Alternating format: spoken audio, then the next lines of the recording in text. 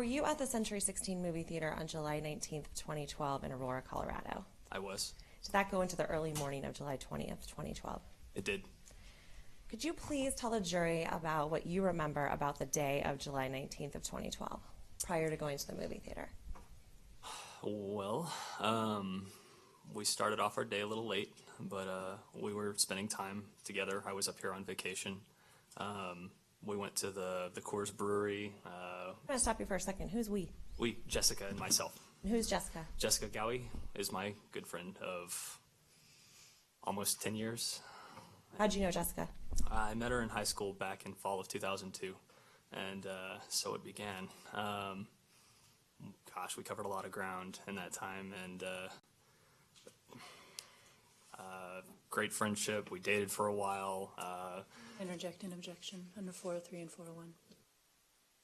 The objection is overruled, but ask your next question, please. What were you visiting Jessica from another state? I was. I'm from Texas. Right. So when had you arrived to visit Jessica? I arrived, I believe it was the 17th of July. Of 2012? Of 2012, yes. What do you recall doing with Miss Ghawi that day? That day, as I said, we went to the Coors Brewery. We went on a tour, hung out, and we went back to her residence, and we just played catch up. We hung out by the pool. We just talked like we hadn't got to talk in a while. She had moved up here the year prior, and An objection 403. Sustained. Did you and Miss Ghawi decide to go to the movie theater that day? we did. After much persuasion, she twisted my arm, essentially. She's like, I never thought I'd have to twist a guy's arm to go see Batman. But any which way, we decided to go see the midnight release, and turns out they were sold out of tickets as soon as we tried to buy them.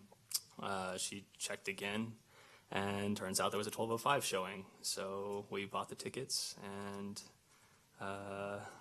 eventually made our way to the theater later on that evening. Do you recall approximately what time you got to the theater that night? I'm going to go out on, approximately, it was probably about 11:40, 11:45. What'd you do when you got to the movie theater? We went through the motions, we got our tickets. She had this obsession with this weird popcorn salt stuff, so she got her fix there. We made our way into the theater, and we just sat down and watched the previews. We were walking in as the auditorium was darkening for the previews. Were you able to tell how full the movie theater was at that time? It was packed. It was the midnight release, or the premiere night, so it was a very, very full theater. Where did you find your seats that night? It was the 12th row, offset to the right of the auditorium, probably 6 to 8 seats in. So if you're facing the movie theater screen and this is the movie theater screen, were you closer to the right side of the theater or the left side? Closer to the right side. What do you recall of doing prior to the movie starting? We were watching the previews. I remember there was that new Superman movie that was supposed to be coming out. I remember one of the gentlemen in the audience was wearing a Superman shirt, and he struck his little pose, and we all laughed. We were just, cutting up and having a good time, just getting ready for the movie, getting geared up. And, yeah. What happened during the movie? We're probably guesstimating 20, 30 minutes in. And I remember hearing a hissing noise coming from the front right of the theater by the emergency exit.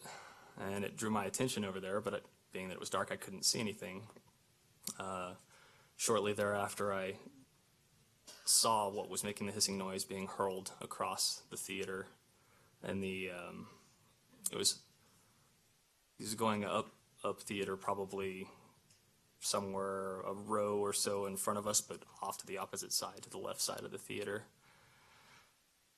And I remember there was this brief pause as soon as it hit the area of people, and then this surreal effect happened. It's like a drop of water hitting, and this wave of people just erupted away from where the object had been thrown. And I was kind of puzzled at first, and then the first shot rang out. And I was like, oh, this is actually happening. What do you recall after that first shot rang out? Of course, mass panic, chaos, people screaming. We stood up and we started to make our way to the right to exit our row. We got about 1 seat length down the way, and I realized that people aren't moving out of the way fast enough, and I pushed us to the ground. When you say us, Jessica and myself. all right, what happened when you pushed her to the ground? It was to get cover. The whole time she was saying, call 911, call 911. She was in a kind of a laying down position for cover. I was kind of in a low profile crawling position. And could you describe for the jury how your bodies were at that point? She was laying prone, which is stomach down, just flat on her stomach basically, taking cover, saying call 911. Myself, I was kind of in a curled up ball, but like in a crawling type position.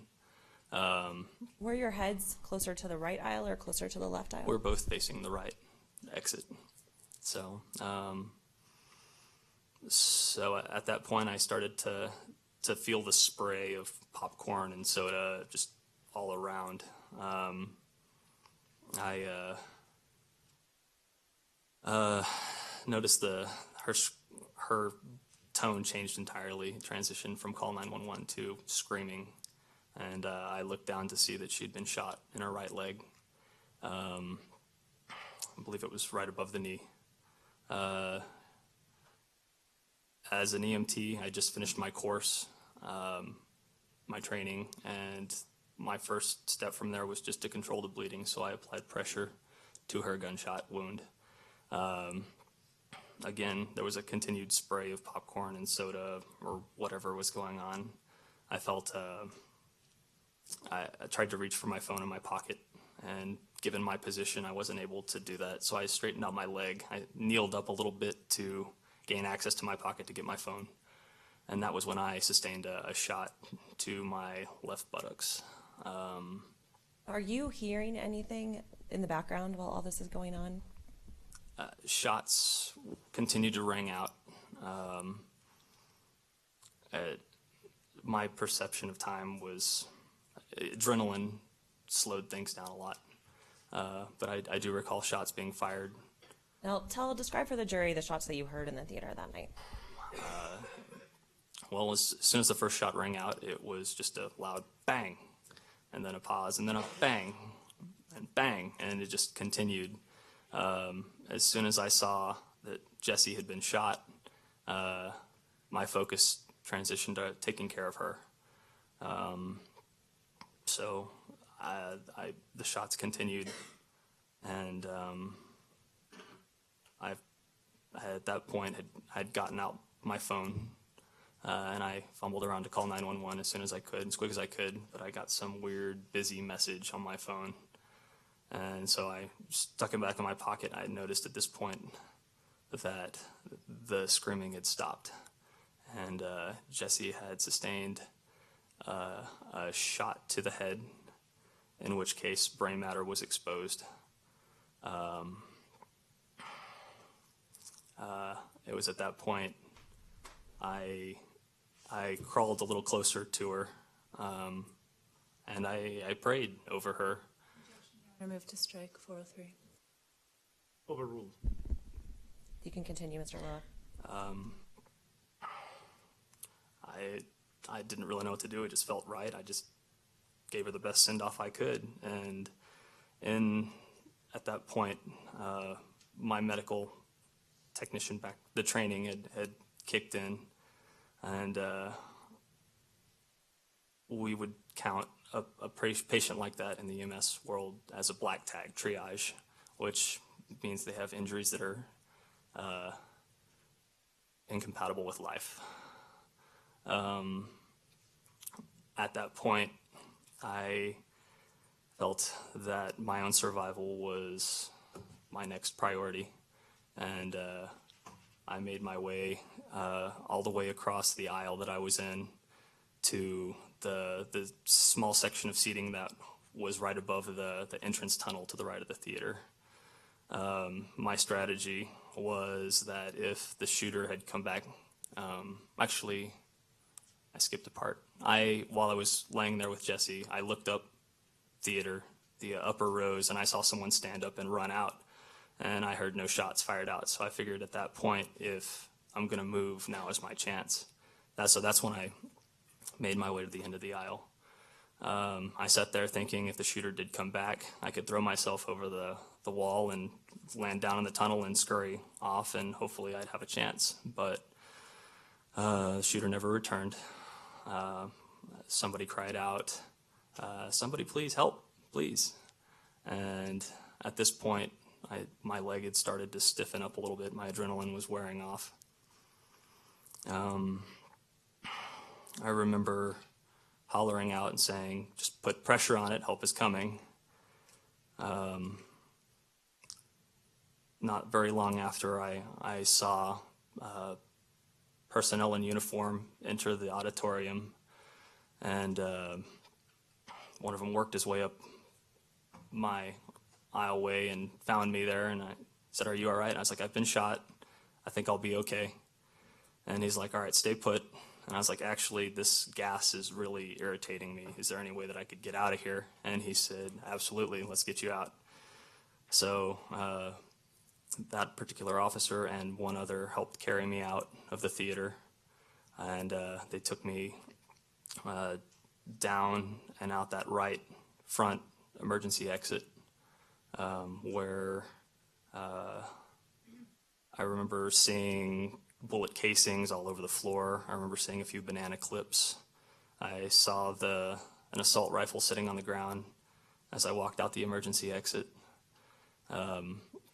They carried me out the door and around the corner and laid me on my stomach. I'm going to stop you right there for a second, Mr. Locke. Did you know what had happened to Jesse at that point in time? Your Honor asked and answered. Sustained. Did you see Ms. Ghawi being carried out of the theater? I did not. Your Honor, with this court's permission, I would ask Mr. Locke to join me up at the 3D model. Yes. And Mr. Locke, if you can grab that cordless microphone that's up at your desk there.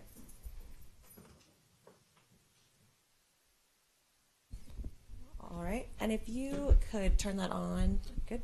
If you could please show the jury where you and Ms. Ghawi were seated and tell them which seat's yours and which seat is hers. Well, she was to my right. This was the row right here, and we were probably between 6 to 8 seats in, so I suspect it was approximation in this particular area. I was sitting to her left, right there. That's where she was. When shots stood up and started to work our way over, it was at that point I pushed us down, so we were down in this particular aisle, and we'd been shot at, and after she received the head shot, and I suspected that the theater was cleared up a little bit, I made my way directly across right here into this little nook, and I was sitting up against this wall thinking that I could go over the edge if I needed to. And then I was carried out down the stairs and through the emergency exit out the front. Could you show the jury where you saw that object being hurled across the theater? It was a few feet in front of the emergency exit itself. Were you ever able to see any gunshots? No, I saw a muzzle flash and silhouette Could you show the jury where you saw that muzzle flash and silhouette? in the same area, close by the emergency exit.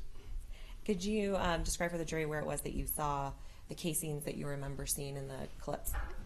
Pretty much the whole floor, I want to say probably 3 rows or so, all the way to the actual emergency exit itself. Now, when you exited through there, there's a parking lot that's right behind you. Can you show for the jury where you were placed when you got outside the theater? So there was a wall right here, and I was placed pretty much about right here, up against the wall, laying on my stomach. All right, I'm going to stop you right there. You can go take your seat. Thank you very much, Mr. Locke.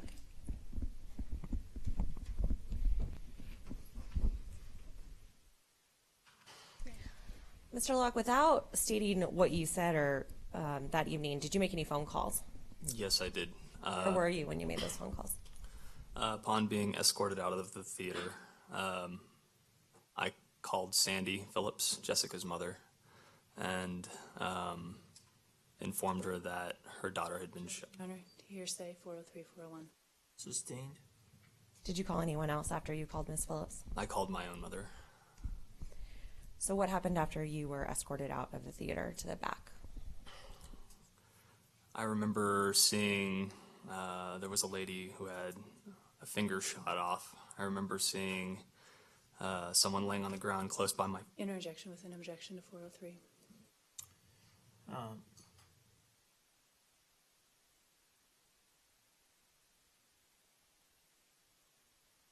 I'll allow brief testimony. So you can answer this question. Actually, I think he answered it. He saw more than just one victim, Your Honor. All right. Go ahead, ask another question. After you observed other injured people behind the theater, did you receive any medical attention eventually? Eventually, I did. They tried to take me to the hospital, and I did assist with triage because I felt somebody was in worse condition than myself. I was probably the third or fourth to last person to leave. I remember hearing one of the officers say, "We're out of ambulances." Your Honor, calls for Sustained. hearsay. You cannot talk about what other people said outside the courtroom. Okay? All right. You may proceed. Were you placed in a vehicle to be transported? I was. Please describe for the jury what that vehicle was. The vehicle that was available was a van. I believe it was a supply van. 4 officers carried me, stomach down, over to this van. They opened the back doors where there was permanent fixed shelving. They realized that wasn't an option. Took me to the side, opened up the 2 side doors, and one of the shelves extended halfway into that. I told them at that point, I'm partially ambulatory. Set me down, I'll crawl in. And that's exactly what happened. There was a lady who held pressure on my wound the whole trip to the hospital. I was taken to Children's Hospital where I was admitted. What happened when you got to Children's Hospital? The same issues getting me in as getting me out. They were trying to figure out how to get me out, and I told them, yeah, this leg, don't touch this leg, just pull me out, with the other one, grab me and pull me out. They loaded me onto a stretcher and took me into a trauma room where they assessed my wound. They applied direct pressure and tried to stop the bleeding. Were you taken into surgery? I was. They realized that direct pressure was not going to stop the bleed, so they put me into emergency surgery where they performed abdominal surgery. They opened me up and repaired the damaged blood vessels, removed a few of the shrapnel fragments, and sewed me up and went to recovery from there. Could you please describe for the jury all the locations you were injured? So I was shot in the left buttocks. I sustained a shrapnel burn to my right bicep. The shot to the buttocks internally hit the wing of my hip, sending shrapnel throughout my abdomen. Objection, Your Honor. Overruled. You can continue, Mr. Locke. So, as I said, they patched the blood vessels. There was some nerve damage caused by some of the shrapnel that ultimately caused one of my abdominal muscles to atrophy. I was also informed later on by an x-ray that I had a piece of Calls for hearsay. Sustained. What else did you learn about your injuries? X-rays showed that I had shrapnel in my shoulder as well. Do you have any permanent injuries today? 403. Overruled. It goes to the extent of the nature, character, and extent of the injury consistent with my order C-200. You can continue, Mr. Locke. To this day, excluding minor deformities, I have a clicking sensation in my hip every time I take a step. I was informed that 10 to 15 years from Your Honor, now. hearsay. Sustained. Will you need additional surgeries for your hip in the future? I will. And do you have permanent nerve damage? I do. Your Honor, if I may approach the witness with what's been marked as People's Exhibit 4556 and 4686. You may.